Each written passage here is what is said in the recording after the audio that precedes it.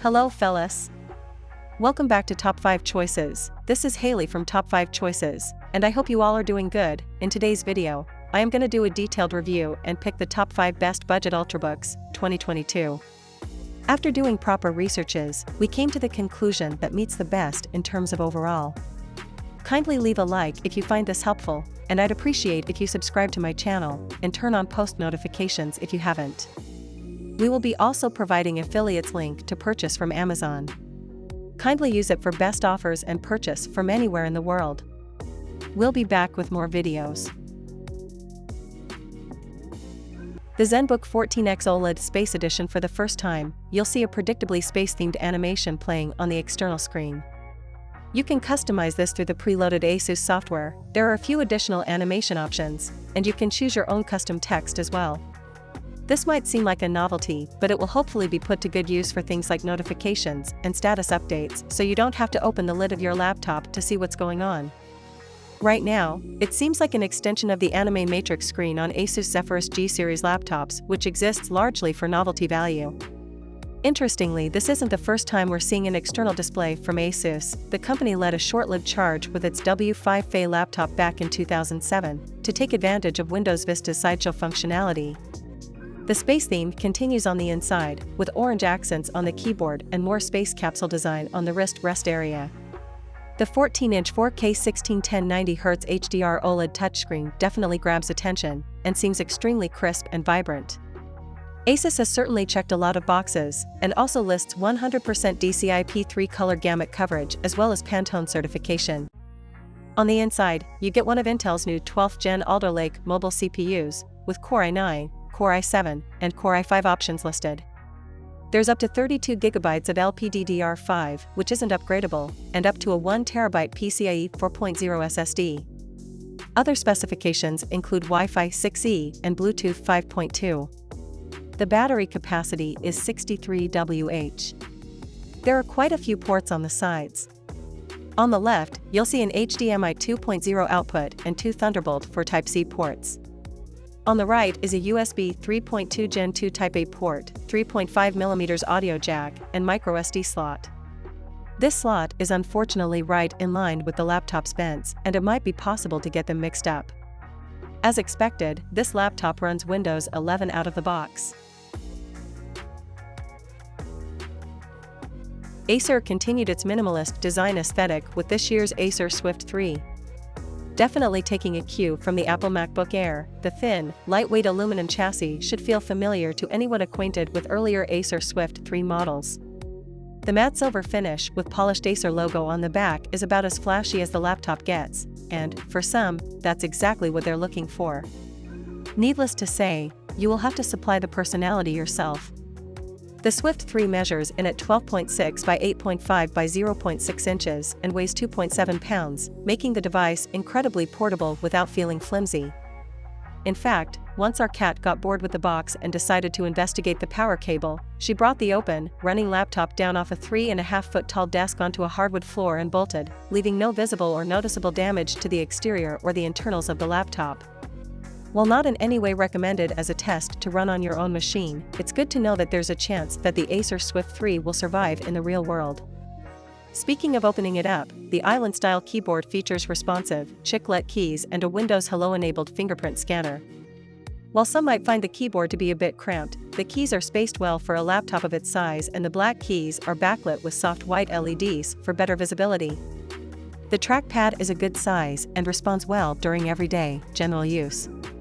It also handled itself pretty well in a few PC gaming sessions of Stellaris and Civilization 6, but anything more than that will need a separate mouse or gamepad.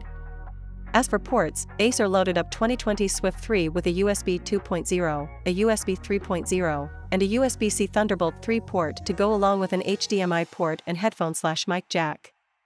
There's no SD card reader or optical drive, but that's pretty typical of an Ultrabook nowadays. The HP Spectre X36014 arrives with a brushed metal design that's available in several color combinations. The 360-degree hinge, which allows the screen to flip back completely, turning the HP Spectre X360 into a tablet-like device, feels solid and reliable. The right-hand side is engraved with the word Spectre, a nice touch that further cements the HP Spectre X360's overall premium feel. In terms of connections, you get an audio in jack and full-size USB port on the right. The inclusion of a full-size USB port is a nice touch for such a thin and light laptop, plus 2 USB-C ports, a microSD port and a physical webcam kill switch on the left. The latter allows you to turn off the webcam when it isn't in use. It's a great feature for people concerned about their privacy. It's definitely a big selling point, and that, along with the full-size USB port and microSD slot, show that it is possible for a thin and light laptop to incorporate multiple connections without compromising design. It certainly puts the 2 USB-C ports of the MacBook Air, M1, 2020, and MacBook Pro 13-inch to shame. Open up the HP Spectre X360 and you're presented with a bright and vibrant screen, surrounded by extremely thin bezels. This gives the device a modern look, while keeping the overall size of the laptop down. It's another case of a Windows 10 laptop looking more stylish than an Apple MacBook, something both HP and Intel will be pleased to learn, and is yet another reason for Apple to consider updating its MacBook designs. The keyboard is large and enjoyable to use, with the keys offering decent travel. They're also backlit, so you can comfortably use them in the dark. The touchpad is nice and responsive. It's wider than you'd expect on a 13-inch laptop, providing a bit more room to move your fingers.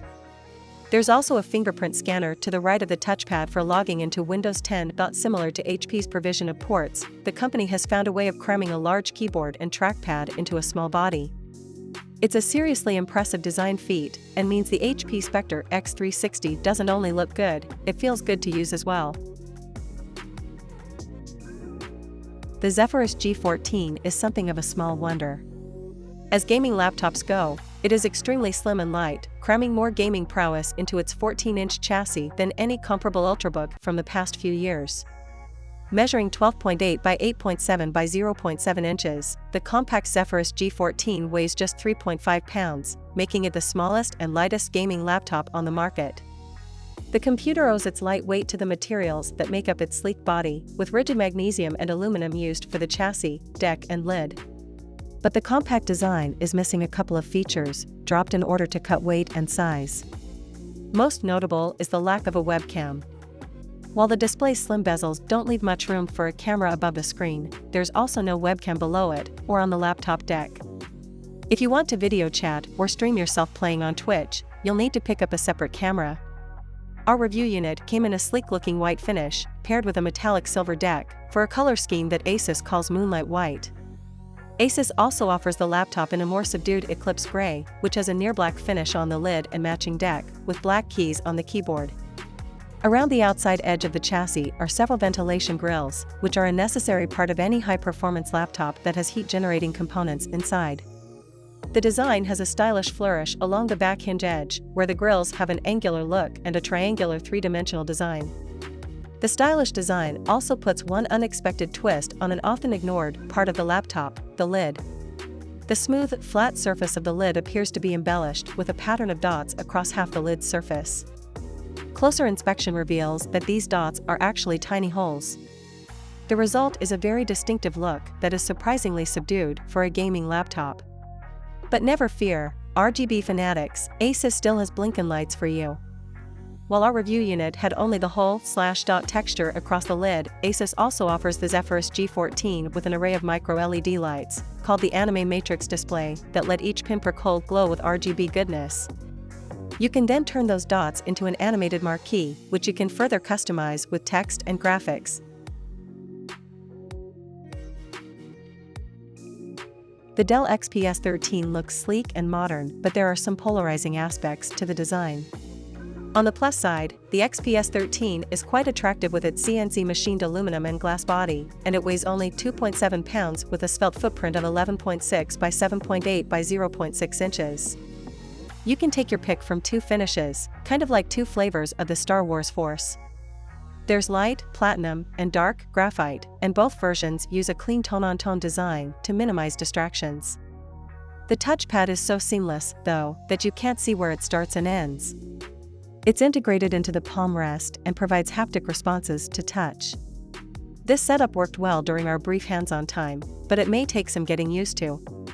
The bigger adjustment for most will likely be the new capacitive touch function row, which lets you toggle between function and media keys. Given that Apple ditched the touch bar for its MacBook Pro, it's a bit of a surprise to see another laptop maker embrace something similar. But the good news is that the keys never change their position based on what you're doing, they're always the same. Touch typists should enjoy using the Dell XPS 13 Plus. It features a zero-lattice keyboard with larger keycaps, and Dell says there's a deeper dish, 0.3mm, supporting the layout. During my hands-on time, I didn't mind the lack of space between the keys, and typing was fairly comfortable overall with a good amount of travel. I wish the down and up arrows were larger, but generally speaking, the XPS 13 Plus typing experience is satisfying. The Dell XPS 13 Plus continues to feature a 4-sided Infinity Edge 13.4-inch display, but this time around Dell says that it reduced the number of layers to improve clarity and reduce weight. In person, the Dell XPS Premium's OLED display looked bright and vibrant, but there's a wide range of options. It starts with a FHD Plus 1920 by 1200 panel with 500 nits of brightness, and there's a touchscreen version of the same display.